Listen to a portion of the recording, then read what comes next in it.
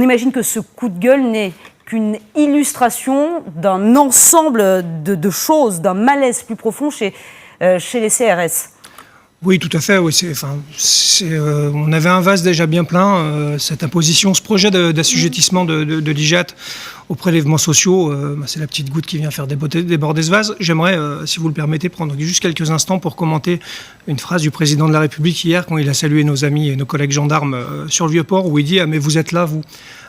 C'est lourd de sens. Oui, parce qu'il faut expliquer aux téléspectateurs que les CRS ne pouvaient pas assurer la sécurité d'Emmanuel Macron hier, donc ils ont été remplacés par des gendarmes. Oui, autant que faire se peut, ils ont essayé ils ont pallié l'absence des CRS par des gendarmes partout où ils ont pu le faire.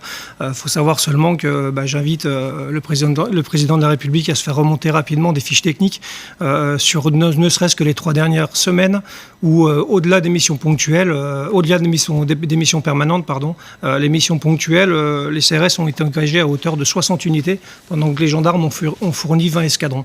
Donc on est quasiment 2 fois moins de CRS que de gendarmes mobiles, et on fournit 3 fois plus d'effectifs et de compagnies sur les missions ponctuelles. Donc ça fait partie des éléments qui hier ont contribué à ce que les collègues montrent leur ras-le-bol. Oui, on imagine effectivement que le message sera passé à Emmanuel Macron, parce qu'aujourd'hui, et j'en reviens à ça, votre quotidien est de plus en plus difficile. Racontez-nous. 2 ans et demi de suremploi. Alors même si aujourd'hui on a tendance avec le fait que Calais soit réglé pour l'instant, on est revenu à un niveau d'emploi On parle des camps de migrants. On parle des camps de migrants, et on est revenu à un niveau d'emploi acceptable, on va dire à 40 unités jour, c'est une moyenne. Mais on a connu 2 ans et demi les attentats, la COP21, l'Euro de foot, Calais bien évidemment, où on avait 11 compagnies en permanence, du suremploi et en même temps des vacations de plus en plus longues, puisque par exemple sur les manifestations contre la loi El Khomri, des compagnies ont effectué jusqu'à 27 heures de service d'affilée, par exemple.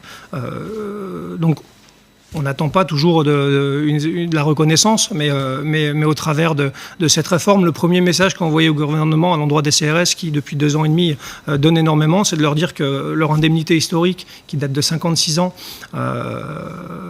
va être prélevée socialement comme tout le monde. Il y aura une augmentation de cette indemnité qui devrait compenser justement ces prélèvements. Pour le 1er janvier 2018, pour la suite, on ne sait pas, on n'arrive pas à avoir de réponse. C'est toute la difficulté aussi, puisque il y a 2 aspects. Il y a l'aspect, en effet, du projet, où nous, on a posé pas mal de questions. Les collègues l'ont très mal accueilli. On aurait peut-être pu pouvoir l'expliquer si on nous avait donné des moyens, clairement, des réponses surtout, des réponses qu'attendaient nos collègues sur le terrain. On a été reçus une première fois le 21 juillet pour nous présenter ce projet. Depuis lors, on n'a eu aucune réunion, que des informations en off. Impossible de communiquer sur vraiment du concret. Ça, c'est le premier point. Donc, on a quand même un souci de dialogue social. Et encore une fois, les collègues se sont sentis agressés par ce genre de mesures, puisque je pense que ce n'est pas la priorité politique. Un fonctionnaire CRS, aujourd'hui, il se déplace 200 jours par an quasiment. Il est logé des fois dans des conditions compliquées, parce que les budgets sont en baisse de partout.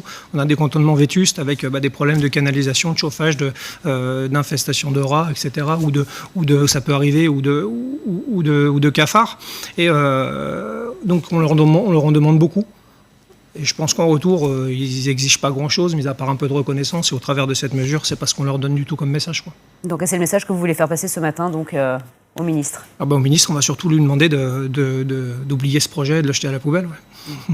Merci beaucoup à Grégory Joron d'être venu sur le plateau de la matinale d'LCI ce matin, donc 1 heure avant votre rendez-vous avec Gérard Collomb. Merci.